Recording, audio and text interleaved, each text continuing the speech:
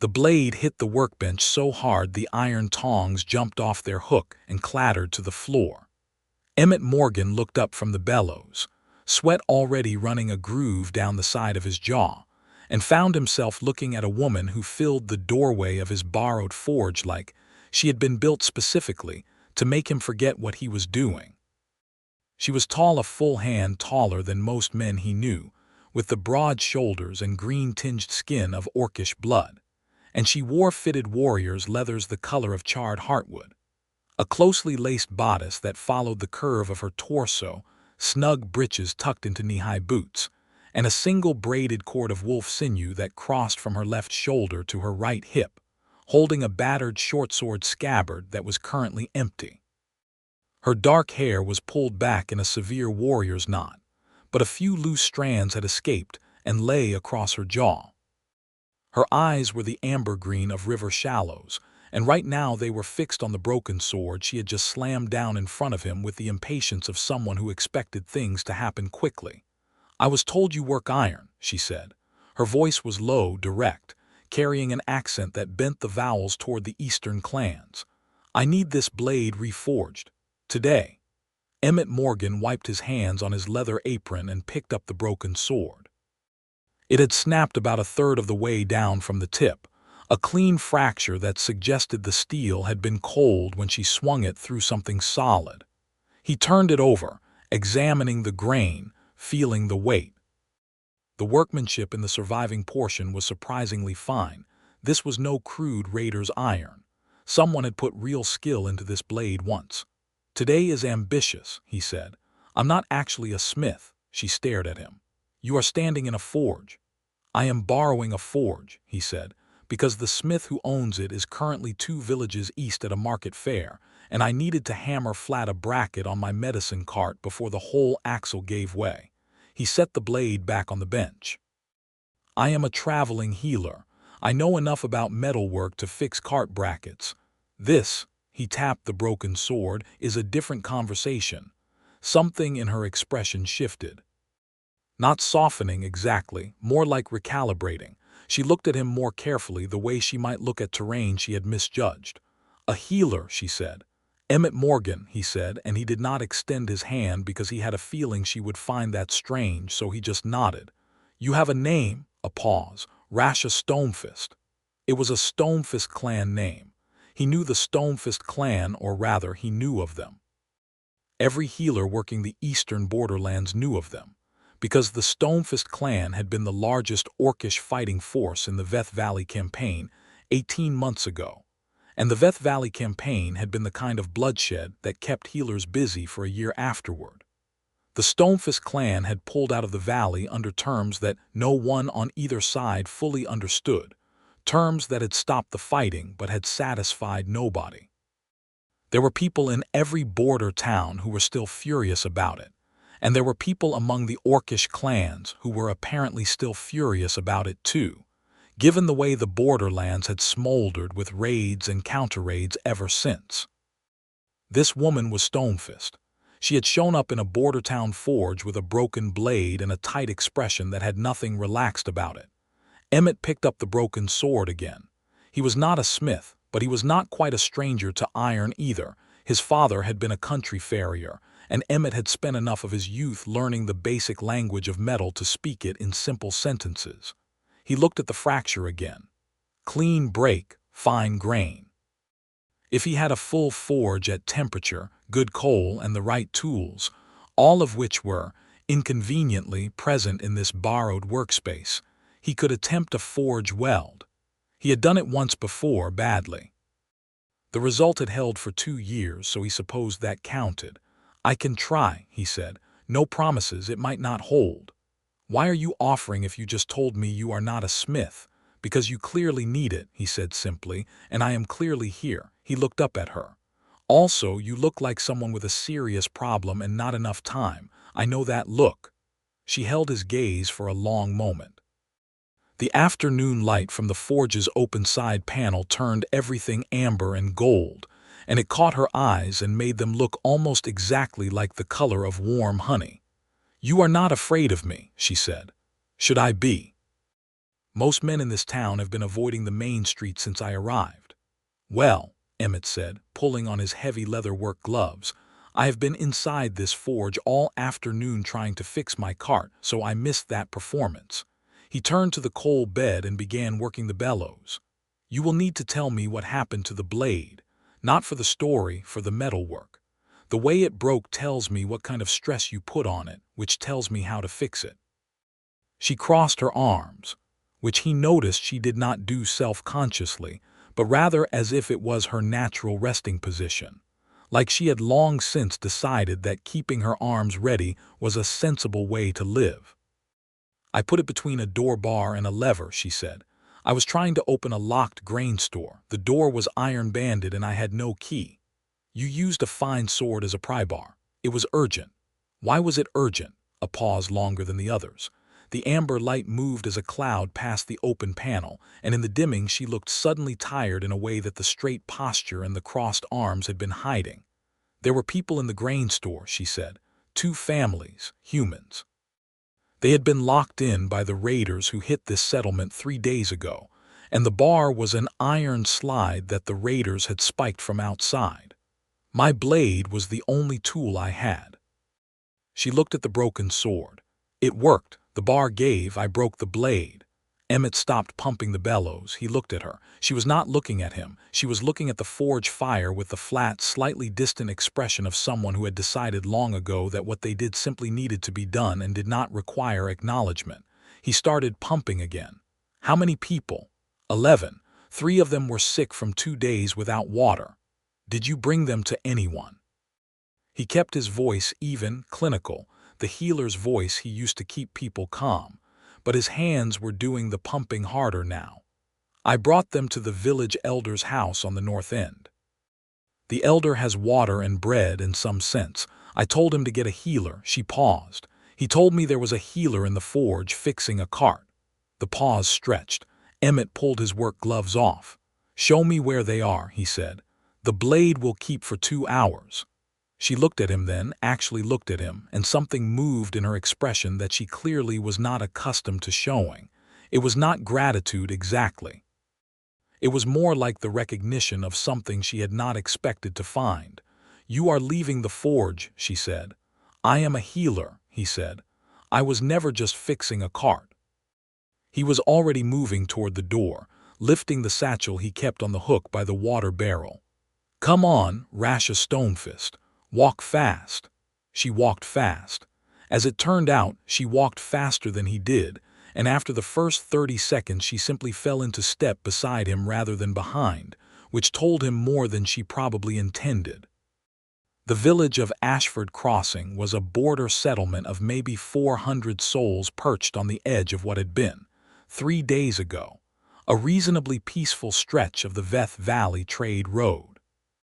Now there were 2 buildings with their roofs burned away, a blackened hole where the main mill's drying shed had stood, and a tension in the air that Emmett could feel in his back teeth, the specific sharp quiet of people who have been frightened and are still frightened and are managing it by staying very still.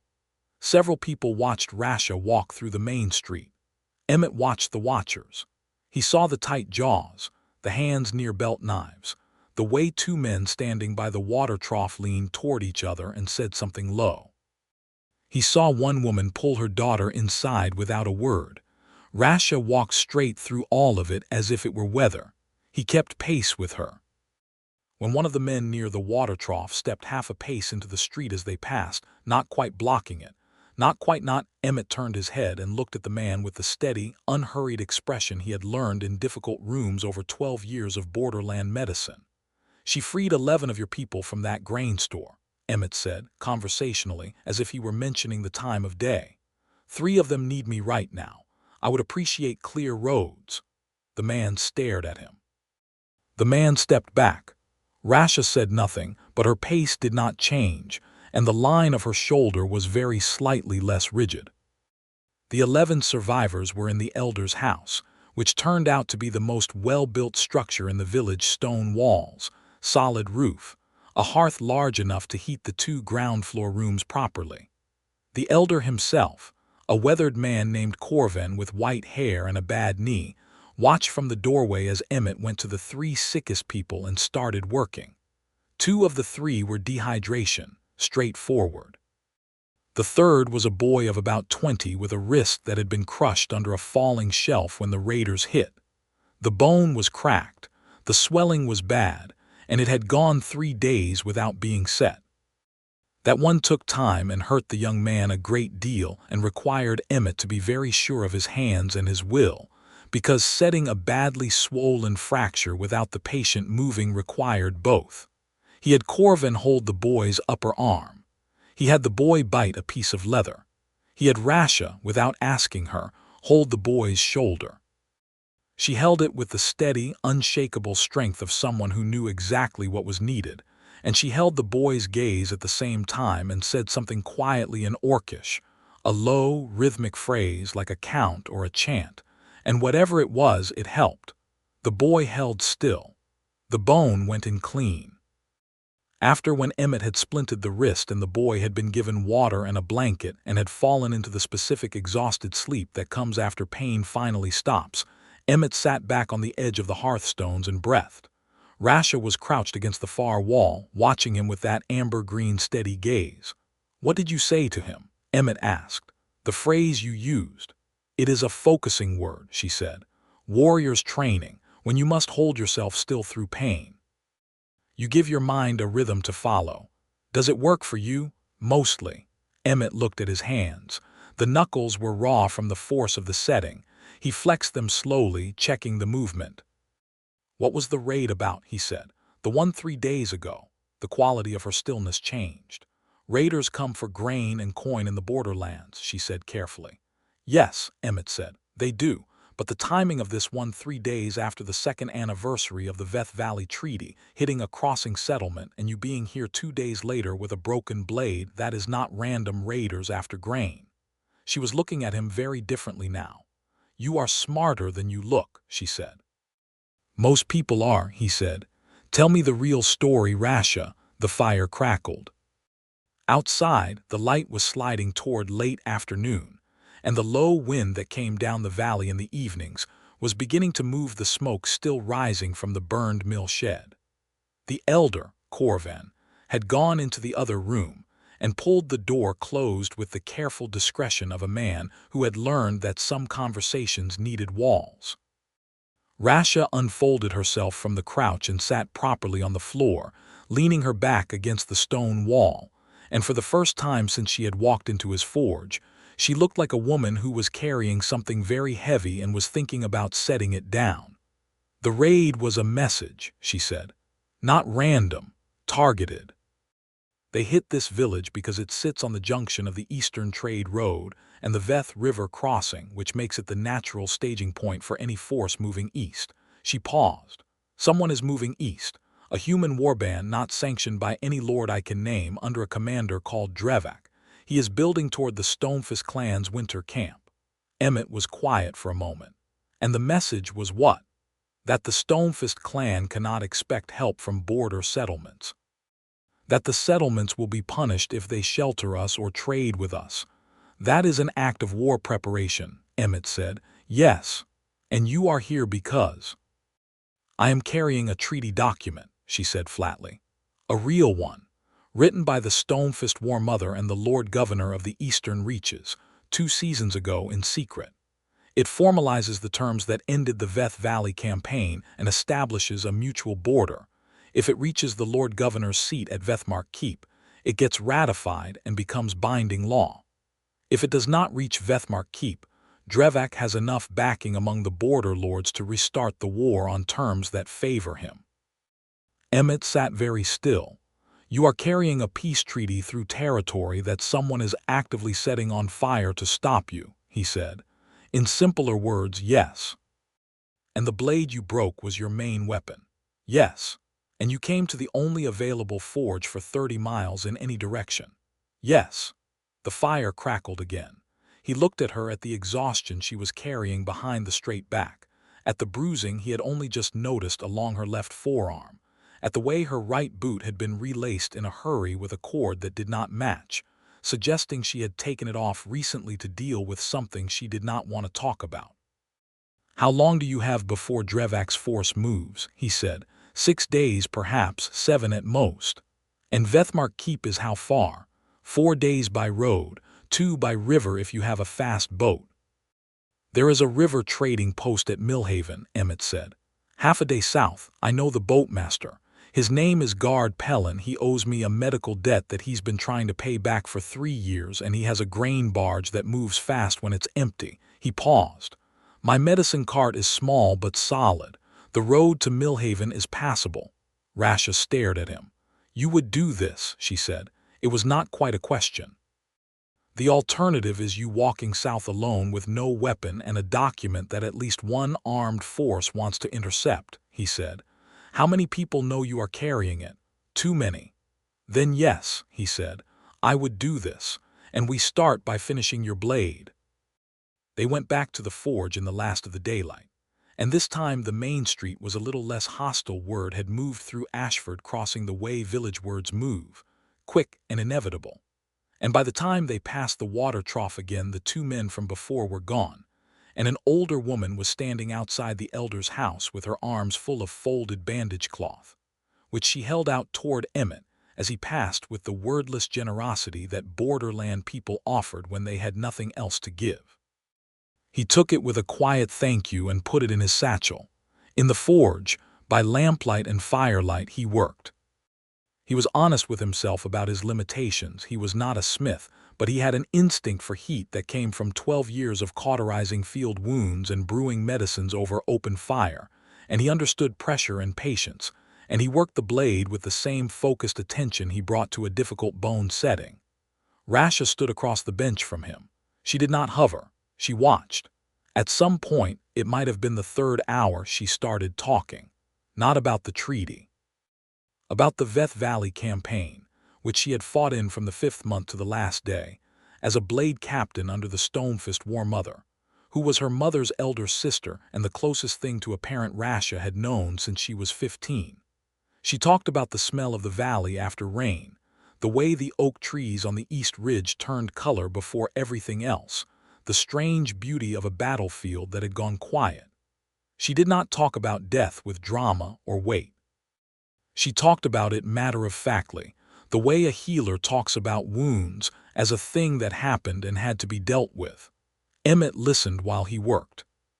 He asked questions when they were useful and did not ask them when they were not.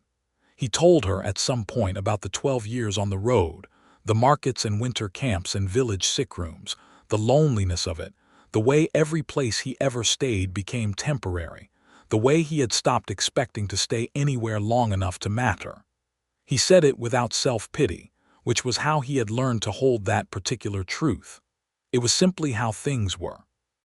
The road was his home, the cart his house, and the work was enough. "You could have stayed somewhere," she said. "Set up practice in a town." "I could have," he agreed, running the blade back into the heat. "But there are more people who need medicine between places than there are in them." She was quiet for a moment. "You said that as if it decided the question for you." "It did.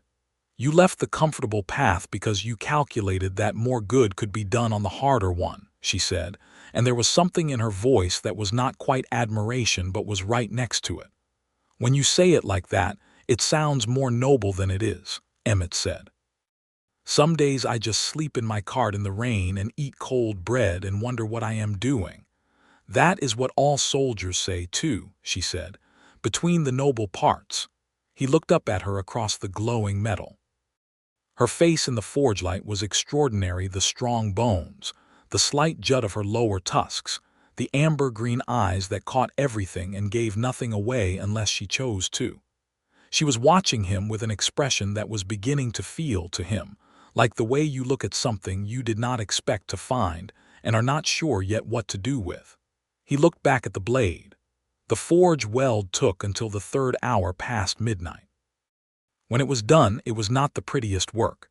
There was a slight ridge at the weld line that a real smith would have smoothed away, but the steel was solid and true, and the balance was close enough to the original that Rasha, when she took it in her hand and swung it in a slow arc in the open space of the forge yard, gave a short nod that he had already learned meant she was satisfied. "It will hold," she said. "It will hold," he agreed. She looked at the sword, then at him. The night was deep around them, and the forge fire had died back to a low glow, and the village was as quiet as a village can be after 3 hard days. "You have been awake for too long," she said. "You need to sleep. So do you. I sleep less than you do." "That is not a competition I am trying to win," he said, and something about the dry plainness of it caught her off guard, and she made a sound short, genuine, a real laugh that she seemed to find slightly surprising in herself. They slept in the elder's stable, which Corvin had offered with genuine warmth and fresh straw. Emmett rolled in his travel blanket against the far wall. Rasha sat with her back against the stable door, and the newly welded blade across her knees, which was apparently how she slept when she had things to guard against. He woke once in the night and saw her amber-green eyes open in the dark, watching the door with the calm, untroubled alertness of someone for whom guarding is simply breathing. He went back to sleep feeling safer than he had in a long time on the road. They were moving by dawn. Emmett's medicine cart was a 2-wheeled covered affair pulled by a gray horse named Bram, who was 14 years old and held opinions about the pace. He had packed it the night before last, anticipating departure anyway, so all that remained was to load the satchel and the extra bandages, and tell Bram that the situation had changed slightly in terms of urgency. Rasha had the welded sword on her hip, a travel pack of her own, and a rolled-up piece of oilskin tucked flat against the inside of her bodice, which he could see only as the slightest rigidity in the leather over her left ribs. The treaty document, he understood, waterproofed and kept against her skin. She rode the cart seat beside him. The road south wound through rolling hill country, grassland burned gold by late summer, with the Veth River visible at intervals on the left as a dark glittering ribbon. It was beautiful country, the way all country that has recently been fought over becomes beautiful when the fighting stops, too vivid, too quiet, like a held breath. They talked steadily for the first 2 hours. The conversation moved the way good conversations move, not linearly but in expanding spirals, circling back and going deeper each time. He told her more about the road, the specific, memorable patients, the village in the mountains where he had stayed a whole winter once, because the flu went through every household, and he could not leave. The old woman in that village who had taught him 3 things about honey poultice work that he had not known in 12 years of practice. Rasha listened with the same quality of attention she brought to everything absolute and unperformed. She told him about the Stonefist clan's winter camp, which was 3 days east of Vethmark Keep in the foothills of the Greyvast Range, and about her role as a courier blade, which was what the clan called the warriors assigned to carry documents or information that mattered. She described it practically, almost bureaucratically, but he heard beneath the practicality a pride that she did not flag directly. She had been chosen for this because she was trusted, because the War Mother trusted her, because of the kind of person she had proven to be over many years. "The War Mother," he said. "She is your clan mother's elder sister." "She raised me," Rasha said simply. "My parents died when I was 15. Fever sickness, the kind that ran through the camp that winter. She took me in and she was fierce about it. She did not treat me as a charity case, she treated me as hers. That was harder and better." "She sounds like someone worth protecting," Emmett said. "She is the reason this document exists," Rasha said. She negotiated it herself in secret over 2 seasons, because she understood that the war was bleeding the clan to exhaustion and that the land was paying for it. She made peace because she was strong enough to see that peace was the harder and better choice. A pause. "Drevek wants to restart the war because he profits from it. He is a supplier. Weapons, horses, food contracts. War keeps him wealthy. And a ratified treaty means those contracts dry up," Emmett said. "Yes, he will try to stop it by any means before it reaches Vethmark Keep." She looked at him steadily. "You understand what you are walking into." "I was already in it," Emmett said. "I found you in a forge. These things have a way of finding you before you find them." She looked at him for a long moment, and the morning light was doing things with the gold in her eyes that he was trying not to notice too deliberately. "You are a strange man, Emmett Morgan," she said. "So I have been told. I do not mean it as an insult." "I know," he said, and he did. They reached Millhaven by mid-afternoon. The trading post was a cluster of river docks and warehouses, and a loud tavern that smelled of fish and fresh bread, strung along a bend in the Veth where the river widened and slowed. Guard Pellin was exactly where Emmett expected him to be, sitting on the dock with a pipe and a tankard, watching the water with the contentment of a man who had decided years ago that most things could wait. He was a broad, sun-browned man of perhaps 50, missing the top of his left ear to a long-ago incident he described differently each time, and when Emmett walked onto his dock, he looked up with recognition that shifted immediately to something more complicated when he saw Rasha. Emmett sat down beside him without waiting to be invited. "Guard," he said, "I need that debt you have been carrying." Guard Pellin looked at Rasha for a long moment. "She's Stonefist," he said. "Yes," Emmett said. "This about the treaty," Emmett looked at him. "You know about it. Word moves on the river faster than on the road," Guard said. He took a long pull from his tankard. "Drevek's people have been asking questions at every dock from here to Vethmark, asking after an orcish woman traveling alone." He looked at Rasha. "You are not traveling alone." "No," Rasha said. Guard was quiet for a moment. Then he stood up, which seemed to involve his back in a lengthy negotiation. "Empty grain barge," he said. "Leaves in an hour. You will be at the Vethmark landing before noon tomorrow if we push through." He looked at Emmett. "Debt paid." "With interest," Emmett said. "I hope she is worth the interest," Guard said. "She freed 11 people from a grain store with a sword she broke doing it," Emmett said. Guard looked at Rasha again, and this time the look was different, not the wary assessment of before, but something more like the nod one working person gives to another when they recognize the kind of effort that nobody asks for and nobody notices. "Get on the barge," he said. The river moved fast in the evening light, the current carrying them east with a low, steady sound that was nearly as soothing as sleep.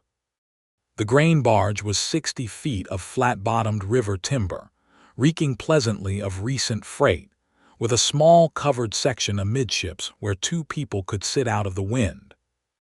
Guard's nephew, a boy of about 19 named Tal, managed the steering oar at the stern and had the kind of tactful disinterest that was either born or trained into good river crew. Emmett sat with his back against the barge's centerboard housing. Rasha sat beside him, close enough that he could feel the warmth of her through his sleeve, which was partly the cool of the river evening, and partly something else that he was aware of with the specific awareness of a person who notices something important and decides not to startle it by acknowledging it too directly. They ate the food Corvin had packed them: hard bread, dried meat, a handful of late summer plums that were still slightly tart. The sky went from gold to rose to the deep blue of evening, and the first stars came out over the eastern hills like they always did, first one then all of them, and the river threw back their light in broken pieces. Rasha reached across and took one of the plums from the cloth without asking, which was an orcish habit of eating that he had encountered before, the clan practice of treating shared food as communal rather than portioned. He had always found it charming rather than rude. She ate the plum in silence. Then she said, without looking at him, "Why did you come with me?" "I told you why." "You told me the reasoning," she said. "That is not the same thing." He was quiet for a moment. The river moved under them. A bird called somewhere in the dark reed beds of the bank and was answered from further off. "I met you," he said, "and I stopped wanting to be going anywhere else." She turned and looked at him, and in the evening light her amber-green eyes were very serious and very direct, the way they were when something mattered to her and she was deciding how much to let it. "That is either very simple or very large," she said. "I think it is both," Emmett said. She held his gaze for a long time. Then she turned back to the river. But her shoulder stayed against his, and she did not move away, and after a while the warmth between them settled into something that felt, to Emmett Morgan, like the answer to a question he had been carrying for 12 years without knowing what the question was. He was not a dramatic man. He did not catalog the moment or assign it weight. He simply let it be, and he was grateful for it in the quiet, thorough way that people are grateful for things that feel true. They moved through the dark in comfortable silence, and it was its own kind of conversation. The trouble found them at Greenford Lock. Greenford Lock was a river gate about 3 hours below Millhaven, a widening of the Veth where the water was controlled by an old stone lock system that every barge had to pass through. The lockkeeper was a man named Wren who had held the post for 20 years and who was, under ordinary circumstances, a perfectly agreeable obstacle. Under these circumstances, he was not alone. There were 4 horsemen on the south bank when they came around the river bend, and in the last of the moon's early light Emmett could see the horses were tethered, but the riders were not. They were standing at the lock gate in a way that suggested they had been waiting rather than passing through. Rasha saw them in the same moment he did. He felt her still beside him, the particular stillness of a warrior assessing. "Drevak's people," she said quietly. "Can you tell from here? The horses are Gravast breed," she said. "Long legs, deep chest. Drevak runs his couriers on Gravast stock. I have seen those horses before." Tal at the stern was already slowing the barge with the oar, pulling them toward the near bank. "Smart boy." "Options," Emmett said, keeping his voice low. "Fight past them," Rasha said immediately. 4 armed riders against 1 warrior and a healer with a good bedside manner, Emmett said. "Other options." "Put to the north bank before the lock and portage around it," she said. "But they will see us on the river and ride the bank to intercept. The road runs alongside here." "North bank it is," Emmett said, "but we do not portage. We dock. I walk up to the lock on foot as a solo traveler. I tie up the barge and pay the lock fee, and you stay under the covered section with the document." She looked at him. "You are one man," she said. "One man who has been traveling this river road for 12 years and has a medical charter from the Lord Governor's own physician general," he said, and he reached into the inside pocket of his coat and pulled out the worn, folded document that he had carried since the 2nd year of his practice and had used exactly twice in 12 years, but had kept because you never knew. "This gives me right of passage on any road or waterway in the eastern reaches. If I am just a traveling healer going through a lock, there is nothing to stop. And if they search the barge, then I tell them it is a medical transport and that patient privacy is protected under the same charter." He looked at her steadily. "It may not work, but it has a better chance than 4 on 2 on an open river at night." She stared at him. He had the impression she was running through the alternatives with the speed of a trained military mind and finding them all wanting by some margin. "You are doing that thing again," she said. "What thing?" "The thing where you calculate the most use you can be and then do that thing without worrying whether it is safe for you." "You do that too," he pointed out. "I am a warrior," she said, "grain store door and all." "And I am a healer," he said, "grain store door and all." A pause. Then she reached out and put her hand on his forearm, brief and firm, the way her people touched when words were insufficient. "Be careful," she said.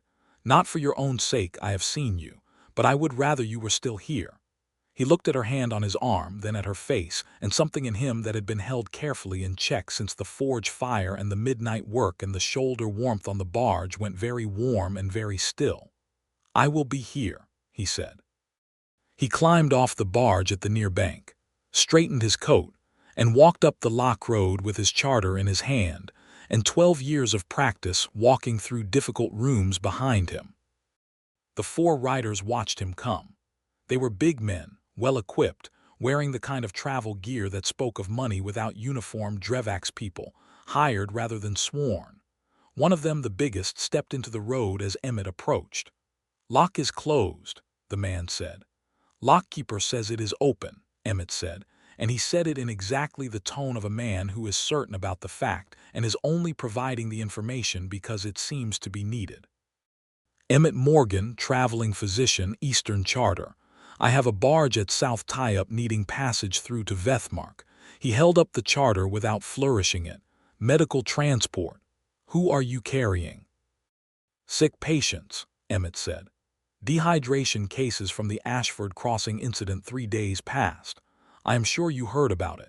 He looked at the man with the open, patient expression of someone who is accustomed to explaining medicine to people who do not understand it and holds no grudge about it.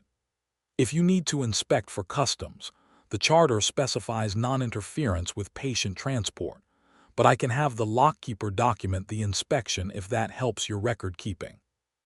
The big man stared at him.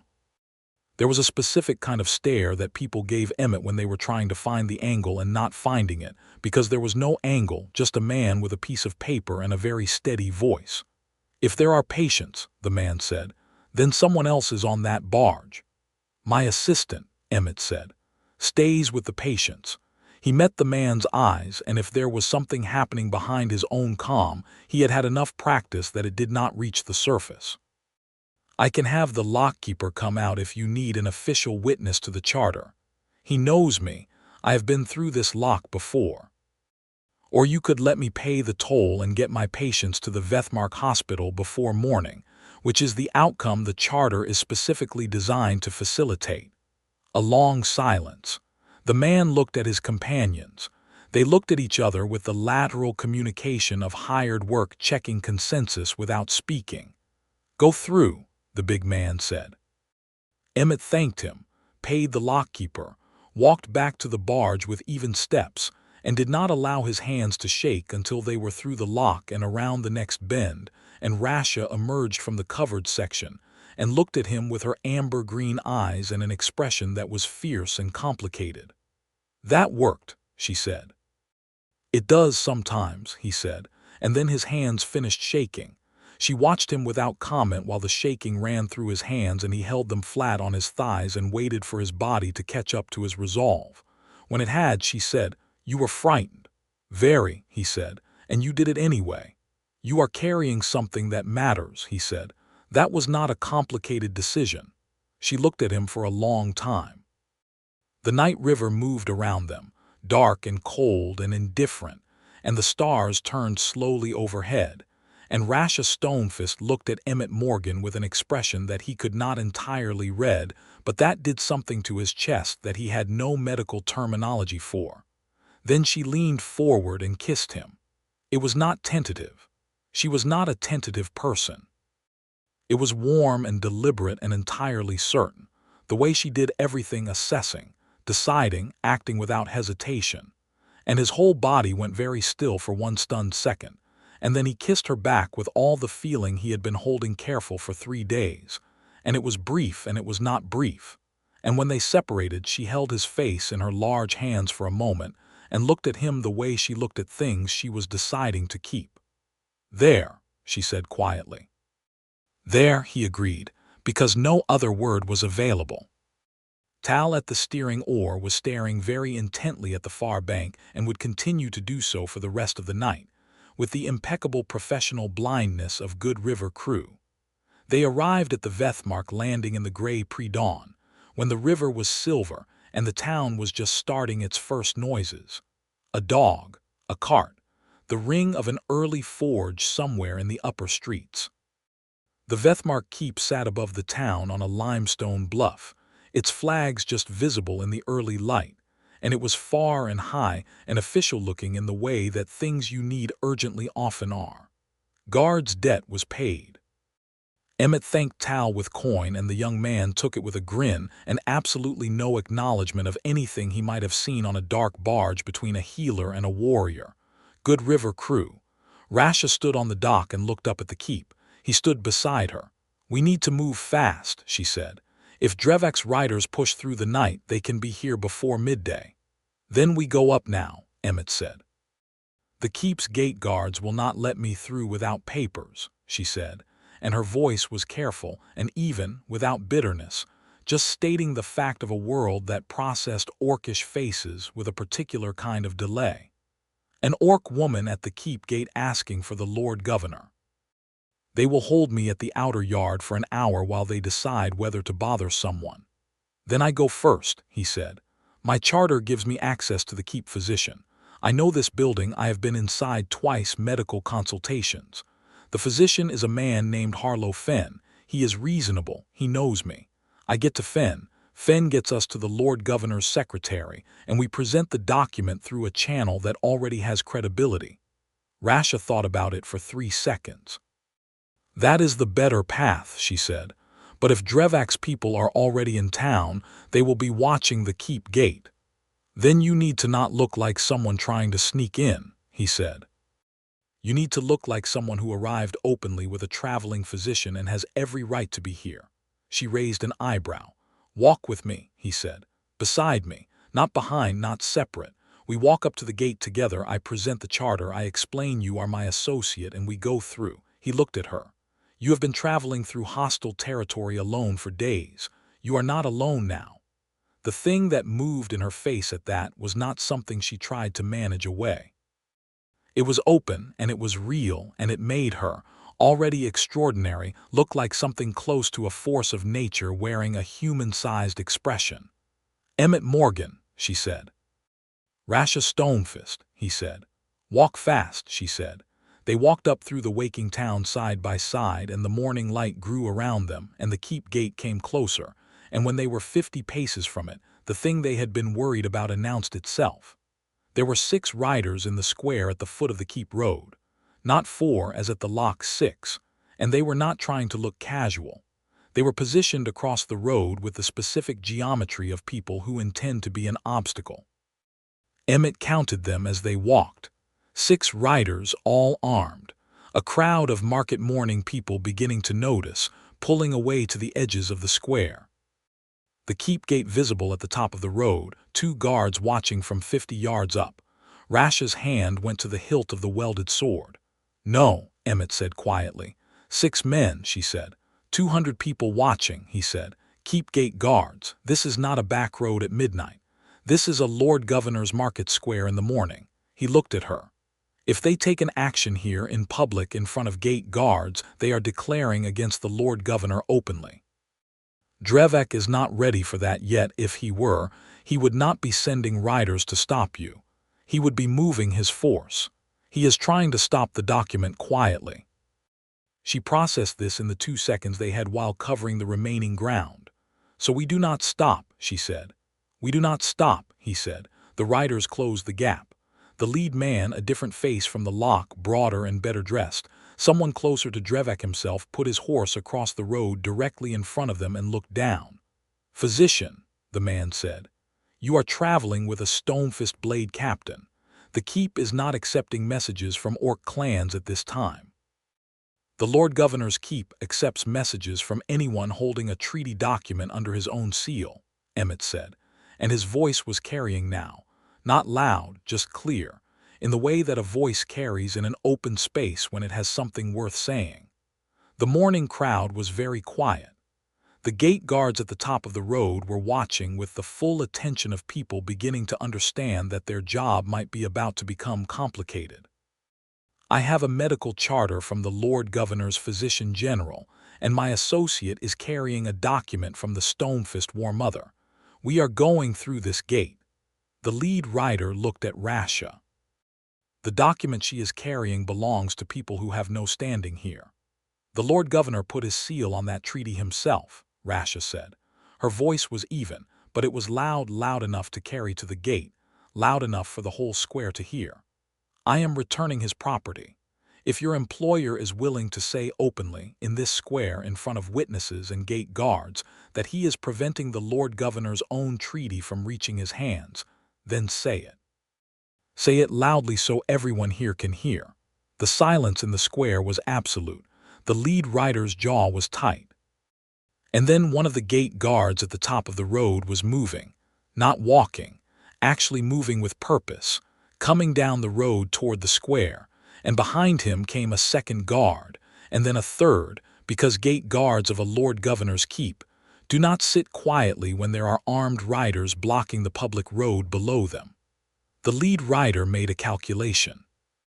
Emmett could see it happening, the moment when a man realizes that the quiet intervention has become a public incident, that the crowd is watching, that the gate guards are coming, that the window for deniability is closing.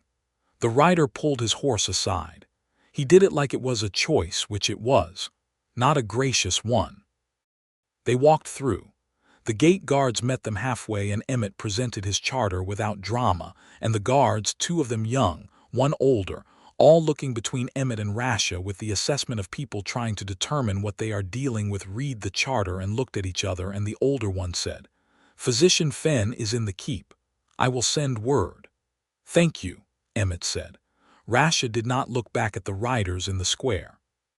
She walked through the keep gate with the bearing of someone who had never considered not walking through it, and the gate swung open before her as if it had always been about to.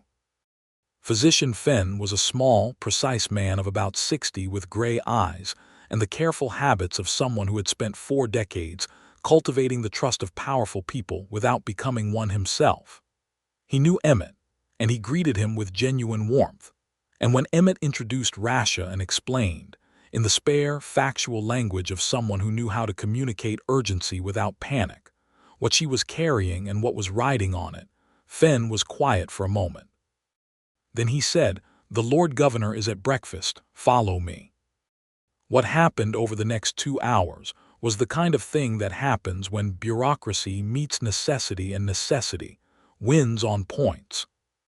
Documents reviewed, seals verified. A tense conversation in a stone-floored receiving room while the Lord Governor's secretary checked and rechecked the credentials and the treaty language. And then the Lord Governor himself, a tall, tired-looking man of perhaps 55 named Aldrich Veth, whose family name was the name of the valley and who clearly understood, once he had read the treaty through twice, exactly what he was holding. He looked up at Rasha. "Your war mother negotiated these terms herself." "Over 2 seasons," Rasha said, "in good faith. The border they describe is the border the clan can live with and enforce. She wants it to hold. And the man who is trying to stop this from reaching me? Drevek, a weapons supplier. He runs hired fighters through the borderlands and profits from the raiding. A ratified peace is expensive for his business." Lord Governor Aldrich Veth looked at the treaty for another moment. Then he picked up his seal and his pen and he signed it, and he pressed his seal into the hot wax with the heavy, final sound of something that cannot be undecided. Rasha stood very still, watching the seal set. Emmett stood beside her, and he saw the line of her shoulders drop by a fraction, just a fraction, barely perceptible, the particular release of tension that a body makes when it finally, after days and miles and broken blades and river crossings and dark riders, sets down what it has been carrying. He put his hand against the small of her back briefly just there, just a moment of contact that said, "I see this. I am here." She leaned into it. One small lean, just a second, and then she was straight and calm again. But she turned her head and looked at him, and her amber-green eyes said everything she was not going to say in a room full of officials. Drevek's people, it turned out, had 4 riders at the keep gate, outside the walls. The Lord Governor's men dealt with them by mid-morning, and Drevek himself, who was 3 days' ride east at his supply depot, received a courier before noon with a copy of the ratified treaty and a formal notice that the Lord Governor was aware of his activities in the borderlands and was inviting him to account for them at a hearing in 30 days. It was not a resolution that felt like a story's satisfying end.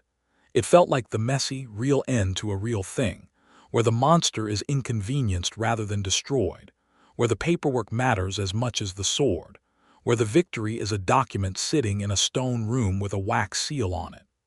But it was real, and it held, and 11 people in Ashford Crossing would sleep safer because of it, and the Stonefist clan's winter camp would not be burning in 6 days. Emmett and Rasha sat in the keep's visitor courtyard, on a stone bench in the mid-morning sun, and ate the food that Physician Fenn had pressed on them, a proper tray of bread and soft cheese and roasted grain, hot tea in clay cups, with the comfortable hunger of people who have not eaten a real meal since yesterday's plums. The courtyard was pleasant. A fig tree grew against the south wall, old and gnarled, its leaves bronze at the edges with the onset of autumn. A pair of pigeons argued over something in the corner. The sun was warm. "It is done," Rasha said. "It is done," Emmett agreed. She looked at the fig tree. She looked at her hands, which were strong and scarred and still. She looked at him. "I need to go back," she said, "to the clan. The War Mother needs to know the treaty was ratified, and Drevek will still be a problem. A hearing and a notice is not the same as a stopped man. The clan needs to be prepared." "I know," Emmett said. "The road back through the borderlands is still dangerous," she said. "Drevek's people will be watching the east road." "I know that too." She turned to face him fully. "I want you to come with me," she said, and she said it the way she said everything that mattered, directly, without softening or hedging, but with something open in it that cost her. Not as a guard, not as a hired hand. "I want you to come because I am not ready for you to go somewhere else, because the road back is long and I have become accustomed to hearing your voice in the dark." She held his gaze. "Because I have traveled alone for a very long time and I did not know I was tired of it until I was not alone." The courtyard was very quiet. The pigeons were quiet. The fig tree moved slightly in the autumn air. He looked at her, at the warrior's posture and the careful honesty she was offering him, at the amber-green eyes that were, for once, neither assessing nor distant but simply open. "You are asking me to come home with you," he said. "I am asking you to come east with me," she said carefully. "What happens after that is not something I can promise for you. I do not know what the clan will say. I do not know what the road will ask of us, but I am asking you." She paused. "I choose you. That is what I am saying. If there is a choice to be made about who I want beside me, I choose you, Emmett Morgan. You with your cart and your cold bread and your forge welds that hold and your steady voice in rooms full of dangerous things." The warmth that moved through him was not the brief warmth of a moment. It was the deep, settling warmth of something true arriving. "My cart is still in Ashford Crossing," he said. "We will go back for it," she said. "Bram is particular about being left too long." "I remember the horse," she said, and there was the beginning of that real laugh again in her voice. "Then yes," he said simply, "I am coming with you." She leaned forward and put her forehead against his, briefly, in the way he had read about in accounts of orcish custom. A greeting reserved for people who are specifically yours, who are inside the circle of what you guard, and the warmth of her skin against his was something he thought he would still be able to recall with perfect accuracy 30 years from now. "Good," she said quietly. Going back to Ashford Crossing was easier than coming from it, which is generally true of anything accomplished. They traveled by road this time, the keep having provided them with official passage documents and a letter from the Lord Governor that amounted to a significant social weapon in any border town on the East Road. The autumn landscape rolled out ahead of them, the hills going amber and gold, the morning air carrying the first real edge of the coming season. Rasha moved through the open country like she had always lived in it, scanning the high ground, reading the road ahead, making small assessments that she rarely narrated but occasionally shared when they were relevant. He had begun to understand her language of attention. When she mentioned something she was noticing, it was worth noting. When she said nothing, things were, for the moment, well. He liked this. He liked being in a world with her because she made the world both more vivid and more navigable, the threat more clearly seen, but also the beauty. She pointed out a red kite working a thermal over the east ridge. She identified a specific type of river stone by its color and told him it meant the hill they were passing was ancient seabed, something her War Mother had taught her. She asked him about the plants he noticed as they passed, and he found himself explaining field medicine in the easy, unpedantic way he used when he was with someone who genuinely wanted to know rather than being polite. Toward mid-afternoon, on a high stretch of road with the valley visible below, Rasha stopped walking. Emmett stopped beside her. "What is it?" She was looking at the road behind them. He looked too. "Nothing visible." "Dust," she said quietly. 2 miles back, fast riders." He could see it now, a faint haze against the blue moving. "How many?" "The dust pattern suggests 3, possibly 4, moving hard. Drevek's people again." "I think so." She turned and measured the road ahead with her eyes. "There is a way station at the next bend, half a mile. Stone walls, a well. If we reach it before they do, we have a defensible position. Then we move, he said. They moved. Not running would spend energy they needed and signal panic, but a fast, purposeful walk that covered ground. Rasha's eyes were on the road ahead, and Emmett concentrated on keeping up with her stride, which required genuine effort and no pride. The way station was a two-room stone building maintained by the road authority, with a walled yard, a heavy gate, and a well at its center. The gatekeeper, a bored young man doing seasonal road duty, looked up at them with the startled expression of someone who had not expected an orc warrior and a physician to appear at a fast walk and begin evaluating his defenses. "Close the gate," Rasha said. The gatekeeper looked at Emmett. "Close it," Emmett confirmed. "There are riders on the road behind us." The gate closed. The young gatekeeper, whose name turned out to be Seb and who was actually more competent than he looked, pulled the lock bar without being asked twice and went to the watch hole in the east wall to look. "4 riders," he said. "Fast." "Armed?" Rasha said. "Yes." Rasha stood in the yard and looked at the walls. The way station gate was solid ironwood and the walls were chest height on a mounted rider but not climbable quickly. The well was central. The building had 2 windows on the gate side. "They will not attack a way station outright," Emmett said. "That is official road property. Attacking it is a capital offense under the road authority charter." "They did not attack the keep gate either," Rasha said. "They will try pressure instead." She looked at Emmett. "Show Seb the Lord Governor's letter." Emmett took out the letter. Seb read it, and the competence under pressure quality became more evident. He straightened up and put the letter back in Emmett's hand and said, "I have a horn. 1 blast signals the road authority station at Grefton, 12 miles west. They have a fast rider. 2 hours, maybe less." "Blow the horn," Rasha said. The blast of the way station horn was a deep, carrying note that rolled out across the valley below and bounced back from the hills, and it did something interesting to the 4 riders who had by that point drawn up outside the gate. It made them stop. They sat their horses and looked at the way station walls and performed their own calculation, and the calculation apparently came out the same way it had in Vethmark Square, because after perhaps 10 minutes of being a threatening presence on a road in front of a locked way station after a horn call, the riders turned their horses and went back the way they had come. Seb let out a breath. "Lord Governor's letter or the horn?" he asked. "Both," Emmett said. "That is how it usually works. Enough overlapping consequences that none of them are worth the risk." Seb nodded seriously. He was about 22, Emmett thought, and was taking very careful mental notes about how adults handled things, which was something Emmett remembered from his own 22. They stayed at the way station until the road authority rider from Grefton arrived, a woman named Pell on a bay horse, moving fast and official, who took Emmett's letter and Seb's incident report, and told them she would ensure an authority escort for the rest of their journey to Ashford Crossing. Which she did, riding behind them at a distance that was useful rather than crowding, for the remaining 4 hours of road.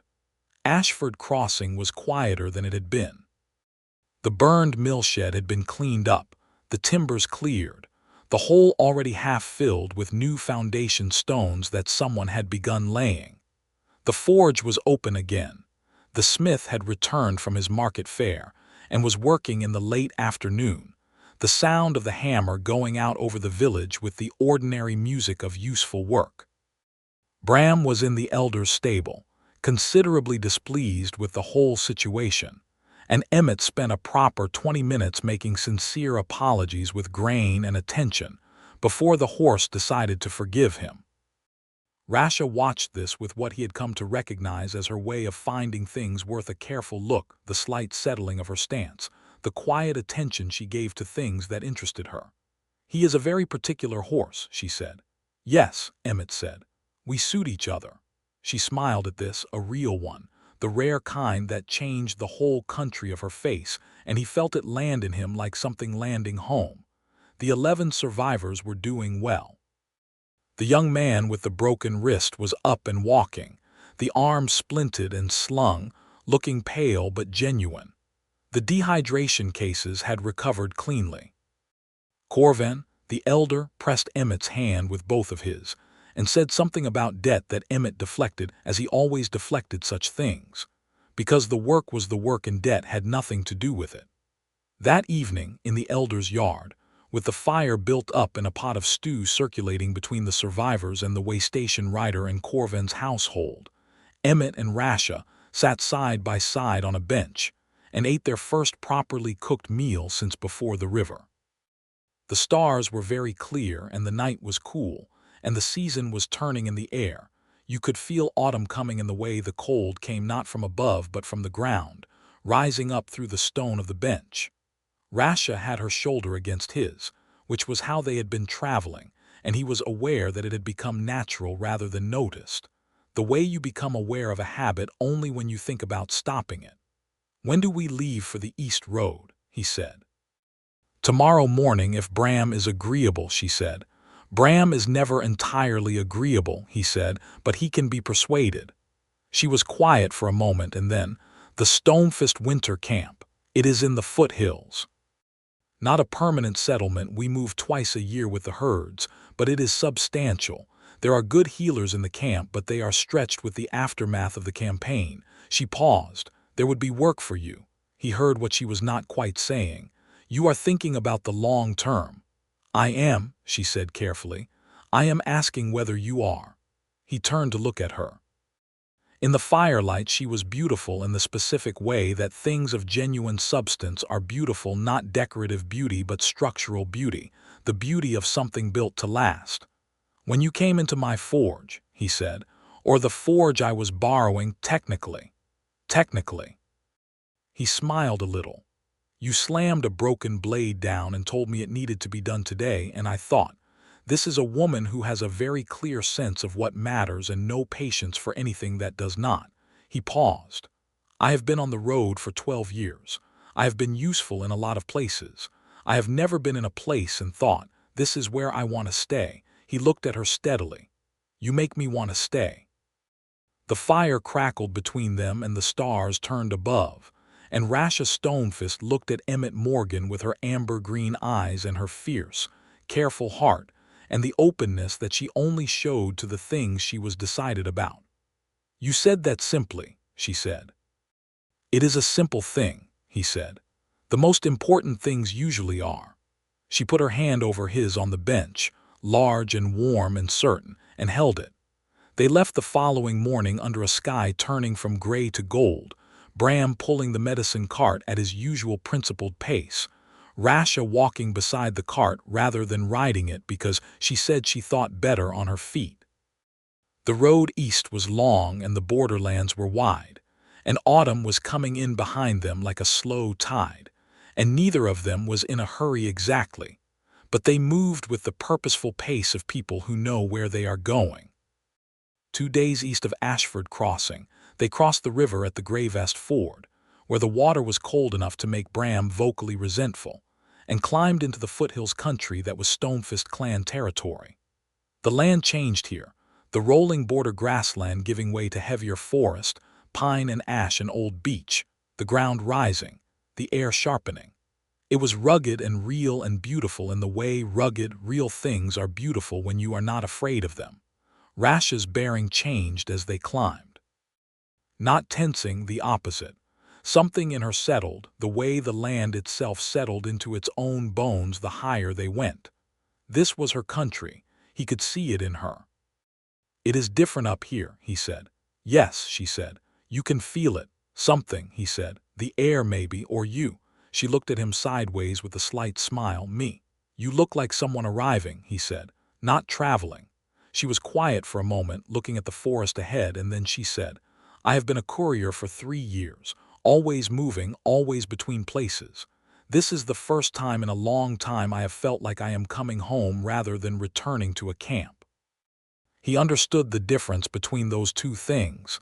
He had lived in the gap between them for 12 years. "Why now?" he said. She looked at him. "Because of the company," she said, and it was simple and it was not simple at all. They made camp that night in the forest. A proper camp with a real fire and the cart under a pine canopy and Bram tied comfortably where the grass was thick. The foothills at night were a different world from the borderland road, darker, richer in sound, full of the secret industry of a forest doing its work in the dark. After supper, by the fire, with the night around them and the stars visible in the breaks in the canopy, Rasha told him about orc courtship customs. She did not approach it nervously. She did it with the directness she brought to everything, explaining the way someone explains a thing they want to explain. Among the Stonefist, she said, when a warrior chooses a mate, she does not wait for permission from anyone, not from the clan, not from the War Mother, not from any council. The choice belongs to her. She declares it by bringing the person she has chosen to the War Mother's fire and naming them, and if she is speaking in good faith, the clan accepts them. Emmett was quiet, absorbing this. That sounds straightforward, he said. It is meant to be, she said. Complicated systems make for complicated relationships. We prefer clear declarations. She was looking at the fire, but she turned then and looked at him. I am telling you because when we arrive at the camp, I intend to bring you to my War Mother's fire. Her voice was steady and sure and open. And I intend to name you, if you are willing to be named. The fire moved between them, orange and gold, and the forest breathed all around them in the dark. Rasha, he said. Yes. I came east with you because I want to be where you are, he said. I am not going to pretend I am not aware of what that means or that I have not thought about it since the river. He held her gaze. Name me. She looked at him for a long moment, and then she did something he had never seen her do.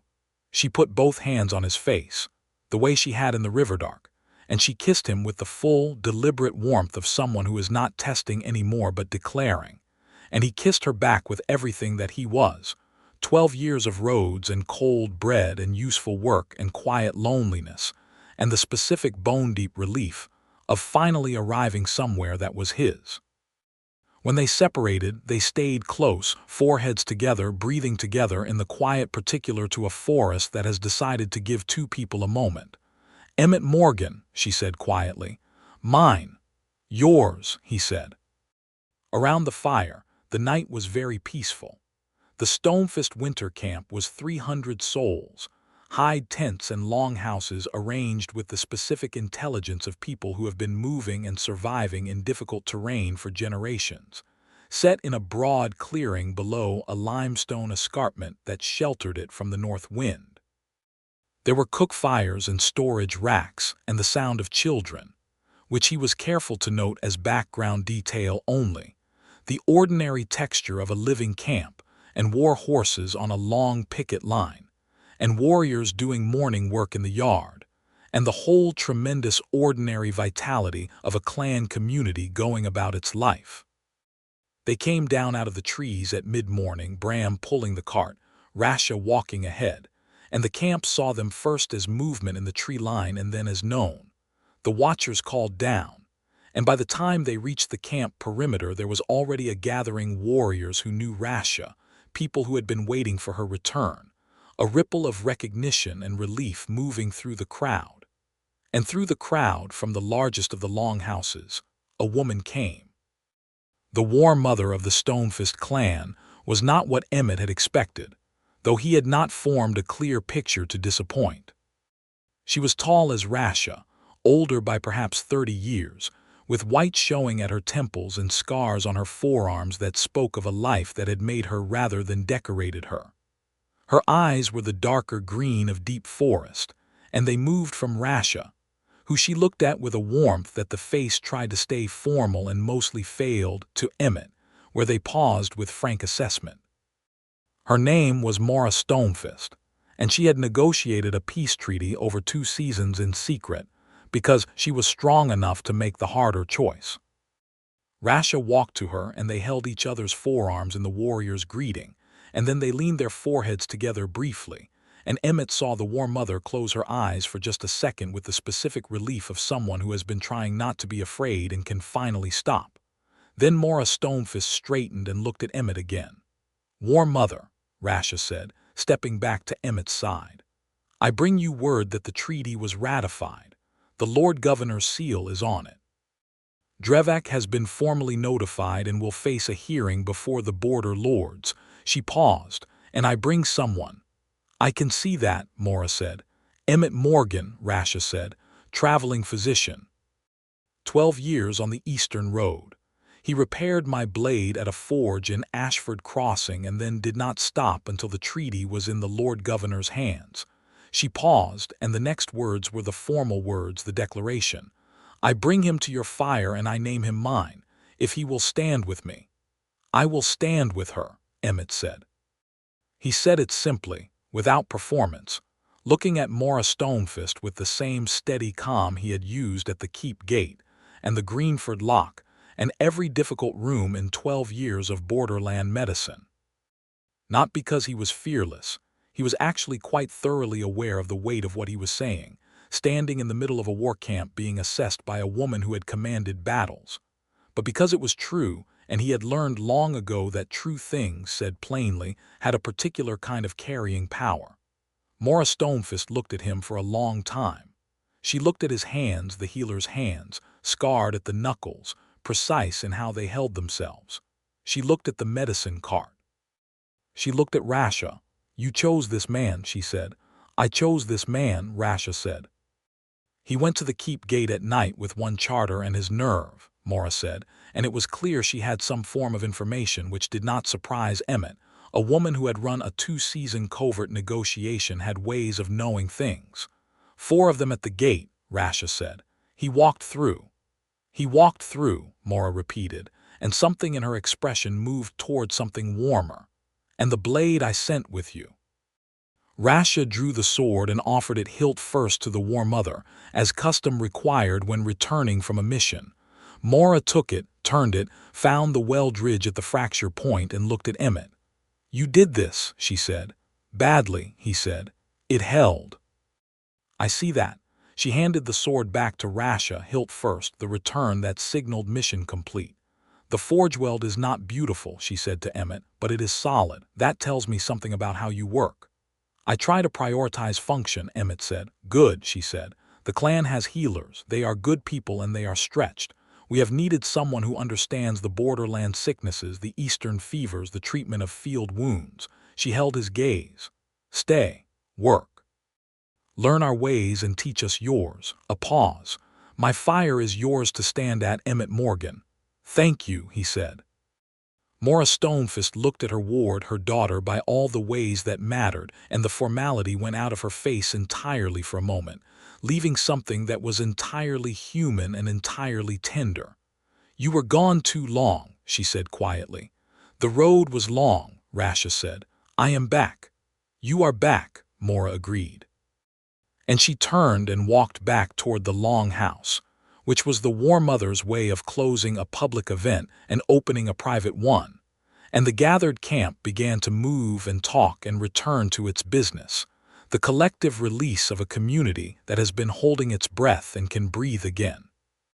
Rasha stood beside Emmett in the middle of the camp, and the morning light came through the canopy of the tall pines behind the escarpment, and the cook fires scented the air with wood smoke and the promising ordinary smells of a camp at work, and somewhere a horse called and was answered. Well, Rasha said. Well, Emmett said, she likes you. She accepted me, he said. Liking me will probably take longer. She accepted you faster than she has accepted anyone, Rasha said. Trust me on this. He did. He trusted her on essentially everything, which was a new feeling and a very good one. That evening, Mora held the declaration fire, the formal version, witnessed by the clan's senior warriors and elders, where Rasha stood at her War Mother's right and Emmett stood beside Rasha, and the words were spoken in both orcish and the common tongue, because Mora Stonefist was the kind of leader who believed that words meant things, and that a witness declaration was worth the time it took to do properly. Rasha spoke for herself in orcish, the clan formula that he did not know the words of but whose shape he understood entirely, the declaration of a warrior naming her chosen, speaking it to the fire so it could not be unsaid, permanent as forged iron. Emmett spoke in the common tongue. I came to this camp beside Rasha Stonefist because there is nowhere I would rather be. I intend to stay as long as she wants me here, and I will do useful work in whatever way the camp has need of. I am not a warrior, and I do not pretend to be.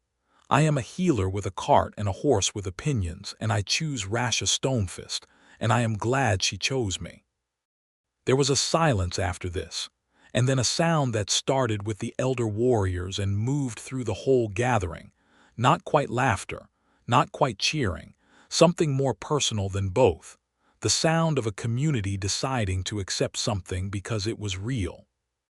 Mora Stonefist nodded once from the fire's far side, with the expression of a woman who does not show everything she feels but feels everything she shows.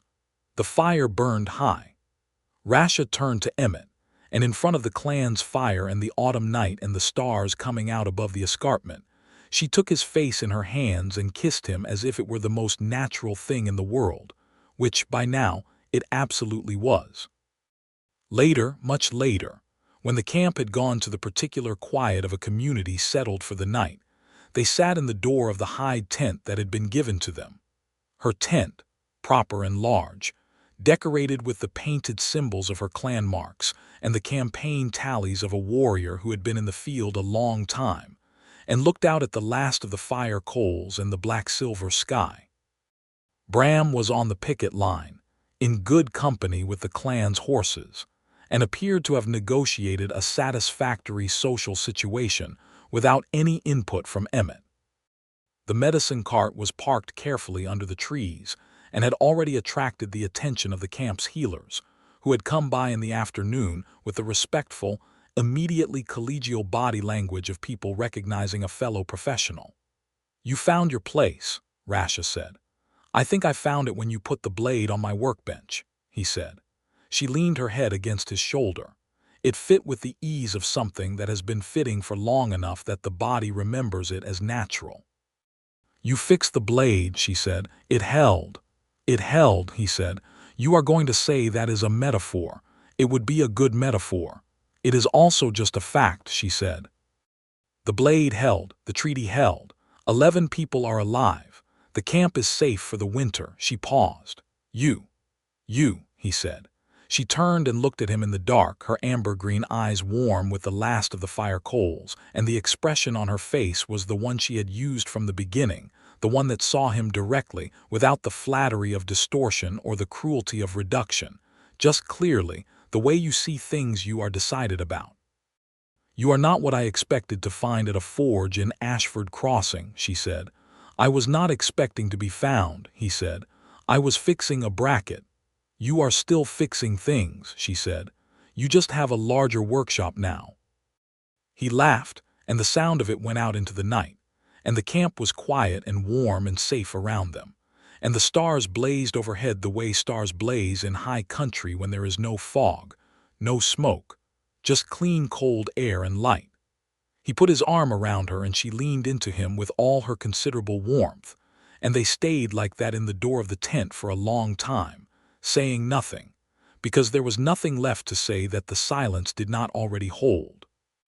The autumn deepened around the Stonefist camp, and the days became the careful, purposeful days of a community preparing for winter, preserving, repairing, stocking, the 100 small urgencies that the season demanded. Emmett worked.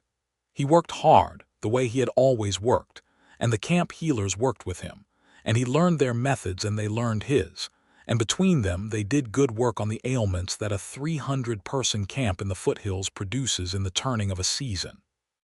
Rasha ran courier missions twice more before the Snow's short ones, within clan territory, carrying communications between the War Mother and the outpost clans further east. He did not follow her on these missions, and she did not ask him to. She came back both times before he had stopped listening for her, and each time she came back she came to where he was with the directness she brought to everything she wanted. Mora warmed to him by degrees, which was how it felt from the outside, and probably how it felt from the inside too. She was not a fast-warming person. But she watched his work with the camp sick, and she asked him questions with the genuine intellectual interest of a leader who understands that knowing the capabilities of the people in her care is not an indulgence but a necessity. And by the time the first snow came, She called him to her fire without the formality of an appointment, and simply talked to him for 2 hours about Eastern fever patterns, which was the closest she came to saying, "You are useful here, and I am glad you are here." He took it in the spirit it was offered and did not push for more. The first snowfall came at night, soft and early, settling over the camp in the quiet way that first snows do, not a storm but a change, the world waking different. He stepped out of the tent in the pre-dawn, and the camp was white and clean, and the escarpment above was a pale blaze, and the pine trees were crowned in it, and it was extraordinary. Rasha came out behind him and stood looking at it with him. "It is beautiful," he said. "Yes," she said. "Every year still. The first snow." "How many winters have you been here?" "This camp? 12. We rotate the site every few years." She looked at the snow on the tent tops, the smoke beginning to rise from the first waking cook fires. "We'll stay for the winter." "I will stay for the winter," he said. And after, he said. She put her arm around him, and he leaned into her the way he had been leaning into her since the river barge, finding that it was effortless and right. "I did not expect this," she said, quietly and honestly, the way she said things that cost her something. "When the blade broke and I needed a smith, I did not expect any of this." "I know," he said. "That is how the best things tend to arrive." She looked at him in the snow-white morning, and she smiled, the real one, the one that changed everything, that she gave to very few things and gave to him completely. "Come back inside," she said. "It is cold." "It is," he agreed, and he went with her gladly back through the tent door, back into the warmth that was both the tent and her. And the snow continued to fall outside with the patient, unurgent confidence of a world that has already decided how the story ends. Drevak's hearing, it came to pass through the courier channels Mora maintained with the Lord Governor's office, went badly for Drevak. 3 of his supply contracts were voided. 2 of his hired captains testified against him when the evidence of the Ashford Crossing raid was presented. He was not imprisoned. These things rarely ended in clean justice, but he was finished as a power in the borderlands. The weapons business needed peace to survive as much as it needed war to thrive, and a man who had been publicly named as a treaty blocker had lost his access to both sides. It was, Emmett reflected, the messy, real end to a messy, real problem, and it was good enough. The Veth Valley Treaty was read into the Lord Governor's law before the new year. The border it described became the official boundary. The Stonefist clan's winter camp sat well inside their recognized territory for the first time in 20 years. Mora Stonefist, when the courier brought the final confirmation, sat for a long moment in front of her fire and said nothing. Then she looked at Emmett, who had happened to be in the longhouse treating an elder's winter cough and was now trying to be as inconspicuous as a human man in an orcish longhouse can be. "Morgan," she said. "War mother," he said. "She chose well," Mora said, and she turned back to her fire. He took that for what it was, which was everything. That night Rasha came to him after the camp was quiet, and she told him the news of the final confirmation, and they stood in the tent with the winter around them and the small lamp burning between them, and the feeling in the air was the particular feeling of something completed, not ended, because the people who lived it would keep living, but finished in the way that a well-done thing finishes, with a solidity that does not require maintaining. "What does the War Mother say?" Emmett asked. "She says we will celebrate when the spring comes," Rasha said. "In the meantime there is winter work to do." "Practical," he said. "Always," she said. She was looking at him with her amber-green eyes warm in the lamplight, and the air between them was warm too, warm the way it had been since the forge and the river and the fire in the elder's yard, accumulated warmth rather than sudden heat, the kind that does not cool. "I love you," he said. He said it plainly, the way he said true things, because that was how he had learned to say them. No build-up, no architecture, just the fact. She held his gaze, and the openness in her face was the full version, nothing held back, the expression she had been giving him in degrees since the forge and now gave him completely. "I know," she said. "I love you." She paused. In Orcish the word is closer to. You are the person I run toward. It is the same thing but with the direction specified. "I like that," he said. "It suits you," she said. "You are always running somewhere useful." "Toward you lately," he said. She crossed the distance between them and put her arms around him and held him with all her considerable strength, and he held her back with all of his, and neither of them said anything for a long time because neither of them needed to. Outside, the winter moved across the Gravest foothills with its cold, ancient patience, and the camp breathed and worked and rested, and the fire in the tent's small pit burned low and warm.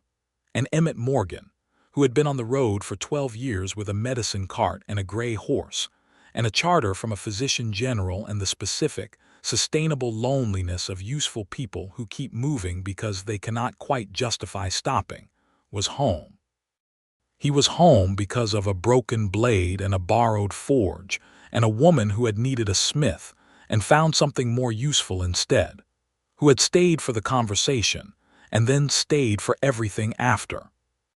In the spring, when the snow pulled back and the first green showed on the hillsides, and the camp moved with the restless, purposeful energy of a community taking its season seriously, Rasha put Emmett on the back of one of the clan's horses. He was not a bad rider, but he was not a confident one, and she made no comment about this beyond steady, practical guidance, and they rode east into the morning together. The medicine cart came behind them. Bram, now in the company of horses he had apparently decided to tolerate, moved with slightly more enthusiasm than usual, which from Bram was a significant vote of confidence in the general direction of things. They went east because that was where the work was, and where the people were, and where the road went, and because going together was what they did now. She had come into his forge with a broken blade and stayed for the conversation. She had stayed for everything after that, and he had stayed with her, and the road that had always been a lonely thing was neither of those things anymore. It was long, and it was good, and it was theirs.